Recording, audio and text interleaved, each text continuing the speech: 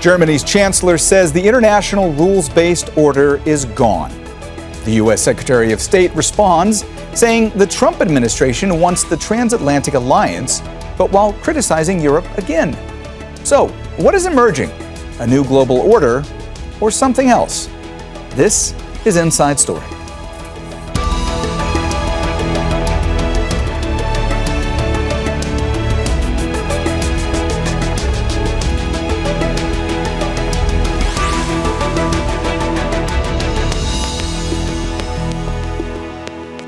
Hello and welcome to the program. I'm Mohammed Jamjoom. European leaders at the Munich Security Conference last year were rattled by hostile words from U.S. Vice President J.D. Vance. He attacked Europe on a range of ideological and political issues. This year, the pointed comments came from German Chancellor Friedrich Merz. He declared the rules-based international order was over, saying a rift had opened between the U.S. and Europe. U.S. Secretary of State Marco Rubio struck a calmer note in his address, but the message was much the same, with little divergence from the views of President Donald Trump. Sharp criticism of European policies on migration and climate, for example, show that ideology and not only defense spending are areas of big difference. So, is Chancellor Merz right? Is the system of international relations broken? And if so, what's replacing it? We'll discuss all this with our guests shortly, but first, this report from Joel Evans. Since President Donald Trump took office last year, the relationship between the United States and Europe has frayed. Tariffs, threats to annex Greenland, the autonomous Danish territory, and how to end the war in Ukraine have called old alliances into question. Addressing the Munich Security Conference on Friday, German Chancellor Friedrich Merz called for a reset of ties between Europe and the US.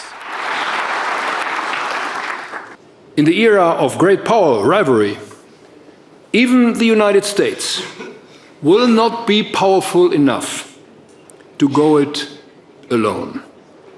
Dear friends, being a part of NATO is not only Europe's competitive advantage, it's also the United States' competitive advantage. So let's repair and revive transatlantic trust. A year ago, US Vice President J.D. Vance stunned the conference by questioning whether European values were worth defending. He criticized European immigration policy, raised concerns about free speech and a lack of defense spending, and Europe's reliance on the US for its protection. The Trump administration's message was delivered in a more conciliatory tone this year by US Secretary of State. Marco Rubio said, "Europe and America belong together." We want to do it together with you. With a Europe that is proud of its heritage and of its history. With a Europe that has the spirit of creation and liberty that sent ships out into uncharted seas and birthed our civilization. With a Europe that has the means to defend itself and the will to survive. We should be proud of what we achieved together in the last century. But now we must confront and embrace the opportunities of a new one. The conference is taking place at a time of increased conflict. The existing rules-based international order has been undermined in recent times, with Europe and the US often in agreement. In Gaza, the US and major European powers were largely aligned in support of Israel's genocide, which has killed more than 72,000 Palestinians. The US attack on Venezuela and the capture of President Nicolas Maduro, widely seen as violating international law, drew no political opposition from the EU. Happy New Year. And the unilateral Israeli-US attack on Iran last year, without a UN mandate, was also welcomed by several European nations. Division between the US and Europe over the Ukraine war, along with the US threats to annex Greenland, however, have brought their differences to a head. These issues are now defining for Europeans what is an end to the establishment of the rules-based international order. Joel Evans, Al Jazeera, for Inside Story.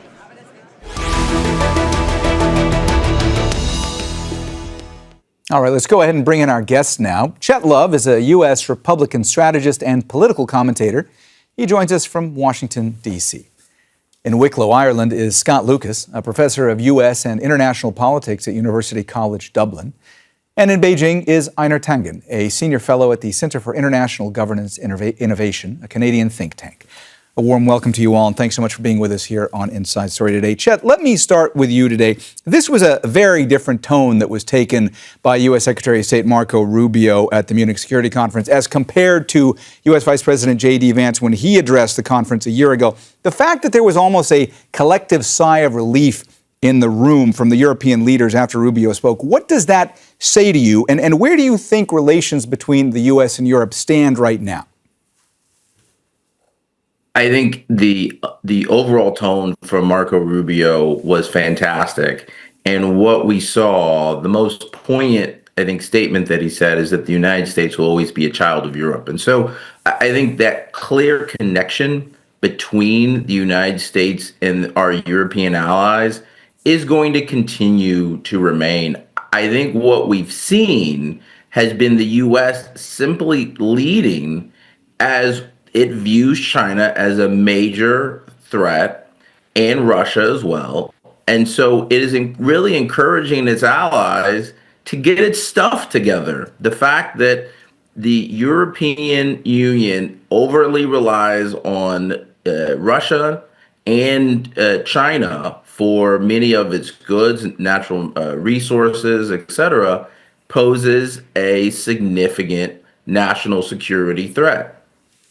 Scott, looks to me like you want to jump in, but before you do, let me just ask you, German Chancellor Merz on Friday said that the established rules-based order was gone. From your vantage point, is that right? Is the system of international relations broken? And if so, what's replaced it? Is chaos taking hold? Yeah, I mean, I appreciate Chet's here to defend Trump, but I think you need to get to the facts. And what you had from Chancellor Merz was one vision of acknowledging that the international rules-based order since 1945 is gone. In part, that's because of the threat of Russia's invasion of Ukraine, about to enter a fifth year. In part, there are issues in terms of China and its vision of an alternative system, but in large part, it's because the Trump camp don't believe in alliances.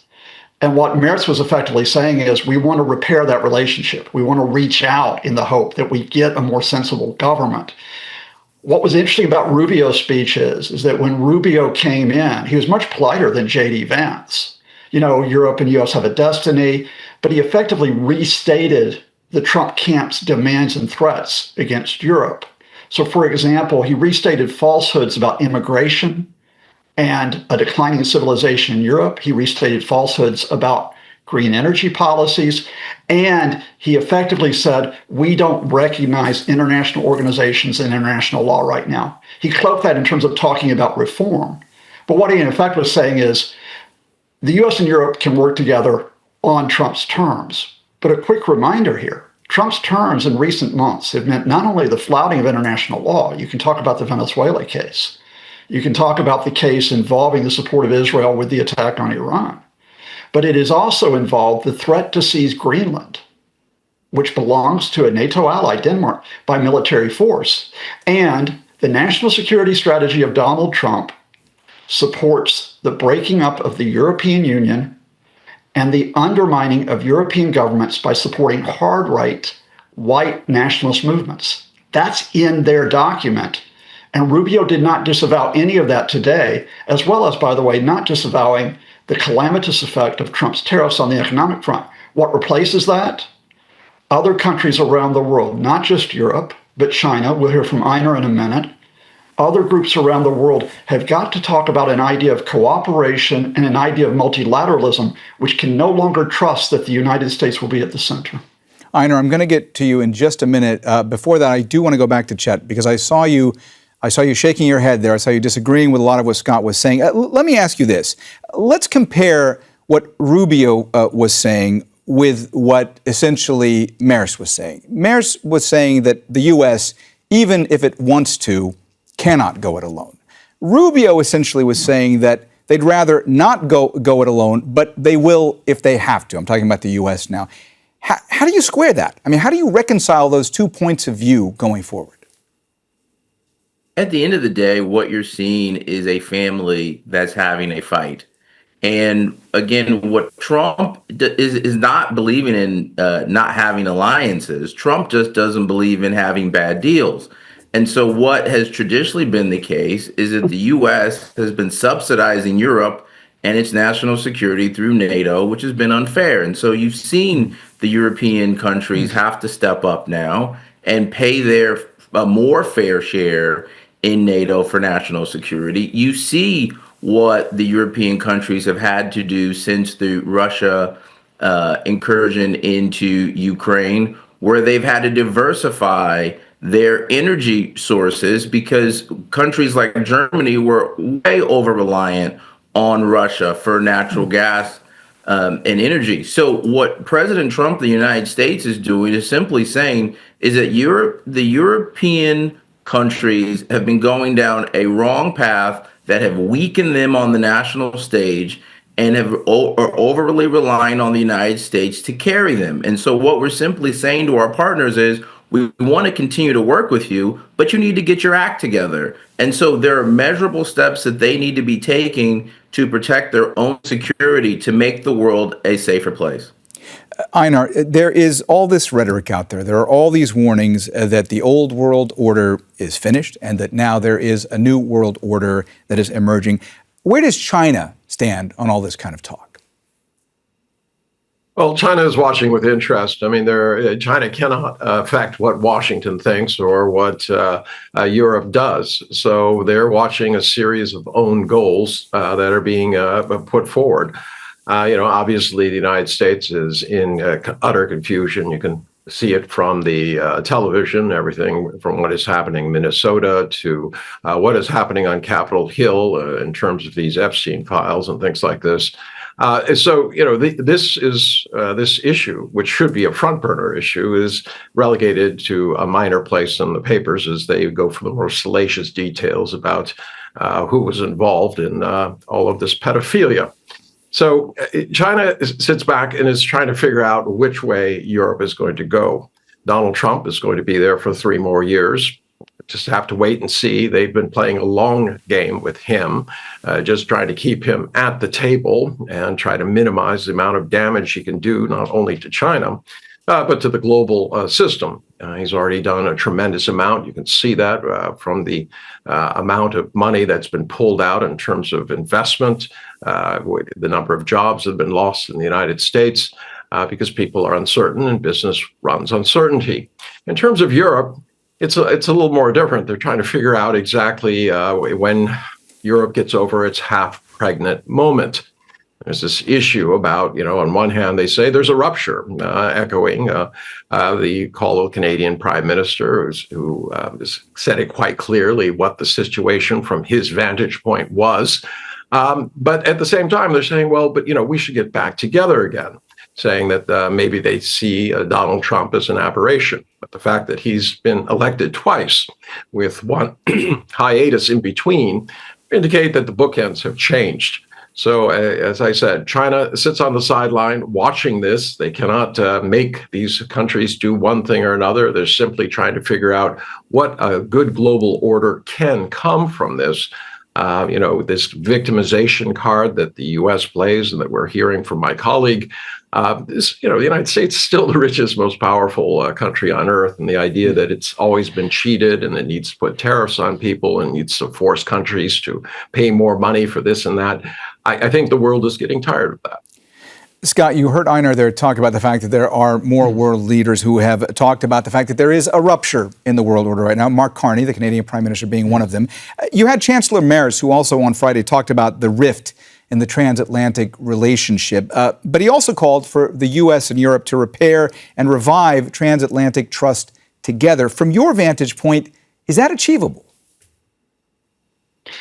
Not with Trump in office and not with people like Trump's defenders continuing to avoid the issues. So, for example, Europe had actually begun to address the issue of defense spending, not just simply to follow the United States, but they did that in 2014 with the declaration in Wales of raising defense spending to 2% of GDP.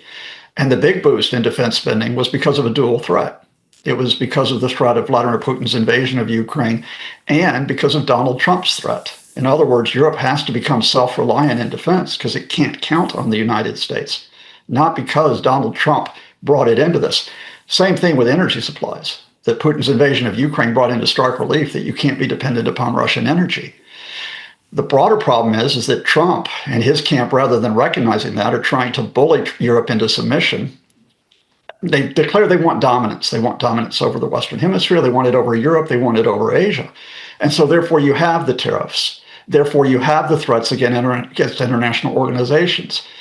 What you have in response is we're going to have realignments. We have already seen in recent weeks and months, for example, major trade deals involving India, the UK, the European Union, and Canada. We have seen major discussions of military preparations, including through NATO, which are not US centered. And yes, I appreciate Einar's points, but I think we have Europe and Canada reevaluating their relations with China. You have looked at, for example, Mark Carney's visit to China a few weeks ago with the reduction of tariffs on some products. And I think the EU, although it did not have productive talks with China last autumn, there's going to be a realignment. Fact here is, you brought the question at the very start. What happens if the post-1945 world order is gone? And I think the most important speech today may not have been Rubio's. It may have been the Chinese Foreign Minister Wang Yi, who stepped in and exploited the opportunity because of what Trump is doing and said, we're the ones that are for multilateralism. We're the ones that are looking for partnerships, not rivalries. That doesn't make China the good guy in the room. We're not talking white hats versus black hats. But it does mean that questions will be reevaluating their economic, political, and military relationships because of the destructive catalyst of Trump. Chet, you spoke earlier about the fact that Trump doesn't want bad deals, that he wants good deals. But critics of Trump continue to say that because Trump is so transactional, that a good deal for Trump means it's something that is only good for Trump and not for the U.S., that is good for the U.S. but not for other countries. So I want to ask you about the fact that with all these realignments that are going on right now, isn't there any concern amongst folks in the Trump administration about what that means for the U.S. going forward? If these allies, these traditional allies that have trusted the U.S. for decades, cannot do so any longer, what does that mean? Again, I think that what we're facing here is a lot of hyperbole, but the reality at the end of the day is that the European alliances with the United States are going to remain. People don't like President Trump because he doesn't perpetuate the liberal agenda that's sort of been hegemonic around a lot of these. No, don't do that. Don't do that. Stick to the facts. Don't put out silly rhetoric bashing liberals. That does nothing here. That's not silly rhetoric. That's just the reality. No, that's the reality of the situation. Yes, it is. No, it's not. You're not talking to liberals here. You're not talking liberals here. You're talking to analysts here. I'm not. Address the analyst. Speaking. Don't create a scarecrow with liberals. No, wait, stop. You need to realize I'm speaking to a broader audience. I'm not just speaking to you, sir. And what I'm simply saying is that this liberal philosophy is what led to this issue with the Ukraine war. We didn't have this issue when President Trump was leading for 4 years. Well, that's nonsense. But that's absolutely nonsense. How did liberal philosophy cause Donald Trump to collaborate with Vladimir Putin Biden lead us into a war, allow NATO to lead us into this stupid war with Ukraine, which we should not be involved with at all. We didn't have these international issues when Donald Trump was president, and now Trump's fixing the problem. That's nonsense. NATO caused Vladimir Putin to attack Ukraine. It's not nonsense. The facts are Sir, I understand you're upset. I understand that you don't like Donald Trump. I'm not upset. I just want to get some sense out of you. I want to get some sense out of you. Did Joe Biden and NATO cause Vladimir Putin to attack Ukraine with a full-scale invasion in February 2022? How? Yes. Because they violated the provision that said that they were going to try to bring Ukraine into NATO, and they knew what that was going to cause. No, they did not. No, they did not. Chet and Scott, that's ridiculous. Around that's the world ridiculous. under the Biden administration. Scott and Chet. led to these problems, That's sir. ridiculous. We saw Donald Trump manage issues and de-escalate issues in North Korea. We saw Donald Trump make great overtures in China. So I understand facts are hard to swallow sometimes, but that's just what we're really dealing with today. Scott and Chet, let me go now back to Einar, because Einar, I want to ask you about the fact that it was mentioned earlier that the Chinese foreign minister, he met with Marco Rubio in Munich. I want to ask you about what China is expecting right now, what we've heard thus far from the Chinese foreign minister. Well, I mean, it's the usual thing. China is a steady pole in an uncertain world, that it's in favor of multilateralism. There's nothing new in what he said. It's just the fact that it has now been proven true. So, yes, he's sticking to the script. But the real issue, what is China looking at? I mean, they're looking at a number of divides, and you just heard one of them. The talking points that are used by the right wing, by Donald Trump, framing everything as somehow the fault of liberals, saying that it's the liberals started the war and all this kind of stuff. And then you on the other side, you have this you have to go back to this framing of a liberal, democratic, capitalist world. But even within, and this is something that China has been picking up on, even within Donald Trump's base, there are differences. You have Vice President Vance.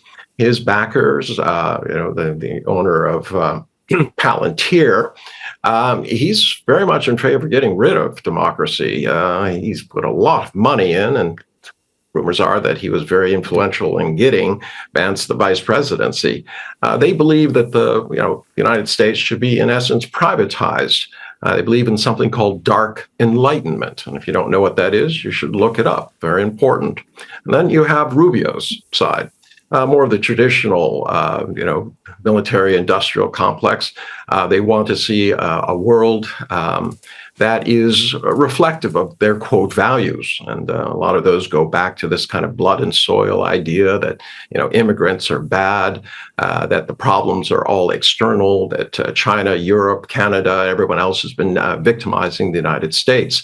And that all it is necessary for the United States to become pure. You'll notice that he mentioned 4 times a Christian, value system between Europe and America. And these are very inflammatory words. These are the kinds of things that China looks at 80 years after the rise of fascism in Germany and also in Italy and Japan. And then you hear the same framing. And this is what is really concerning. And they're trying to understand where Europe is going to wind up in all of this. Scott, this, of course, is a time of increased conflict. Even though there is tension between the U.S. and Europe, we should mention, of course, that the U.S. and Europe have often been in agreement. I mean, whether we're talking about Gaza or Venezuela or the Israeli-U.S. attack on Iran last year, you haven't really seen European powers completely opposed to U.S. policies. Are the tensions between the EU and the U.S. mostly due to the Ukraine war as well as those U.S. threats to annex Greenland? Is that what most of it is about? I think when you talk about the case of Venezuela and Gaza, you're talking about issues where Europe needs to get itself together in terms of that. With Venezuela, it felt like it couldn't take a stand against Trump because it needed to try to hold the U.S. on side to prevent Trump going into the Kremlin's pocket at a sensitive point in those negotiations. When it came to Gaza, and this wasn't true just of the Trump administration, it's true of the Biden administration, it was effectively American support for Israel and those mass killings in Gaza. And again, some European countries, unfortunately, tended to resist any attempt to get back to the fundamental of stopping the killing at that point. But I think those don't obscure the fundamental issue here. And you've just heard it from Chet, in fact, that you've got Trump people who now are at the point where they, in effect, will push pro-Kremlin propaganda, talking about how the full-scale invasion of Ukraine took place, even as they denounce Europe for supposedly relying on Russia. You've got Trump people who, rather than dealing with the issues here, and we're talking about serious economic issues, stability, serious environmental issues, serious issues regarding international law, they simply will all of a sudden lash out at liberals. Because the fundamental here is that the Trump camp itself doesn't have a vision of cooperation. It's more of an authoritarian vision. And indeed, Donald Trump, surprisingly, is an admirer of Xi Jinping because of the idea that he could be president for life. I will go back to this, and I'll put this to Einar, and I hope Chet will listen as well. I think there are good Americans out there who don't want to take up the ideological positions or don't want to pursue the Trumpist chaos. I think they want to get back to cooperation.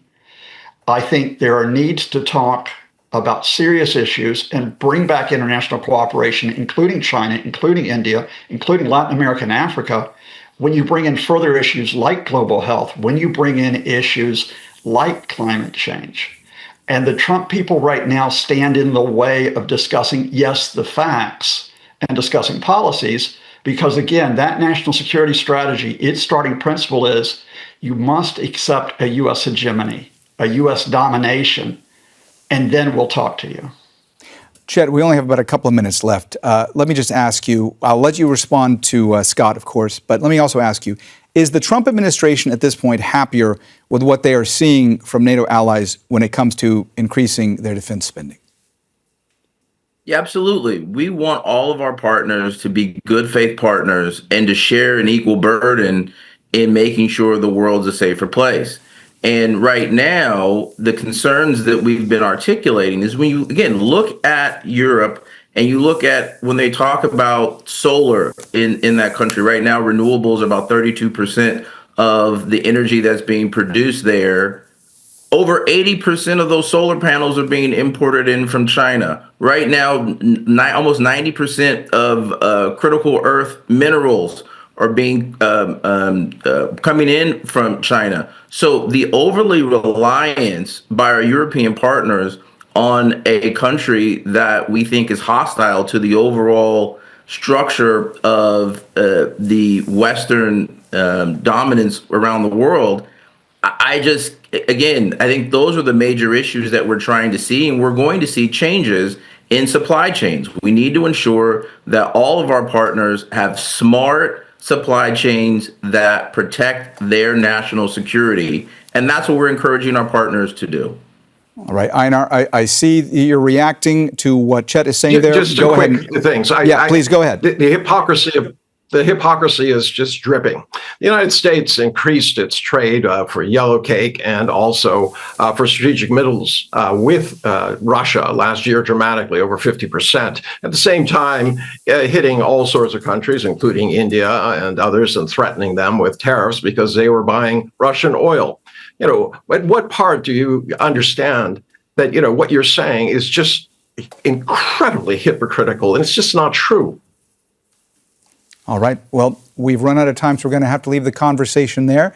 Thanks so much to our guests, Chet Love, Scott Lucas, and Einar Tangen.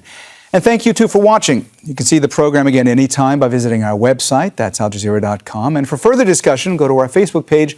That's facebook.com/AJ Inside Story. You can also join the conversation on X. Our handle is @AJ Inside Story. From me, Mohammed Jamjoom, and the whole team here. Bye for now.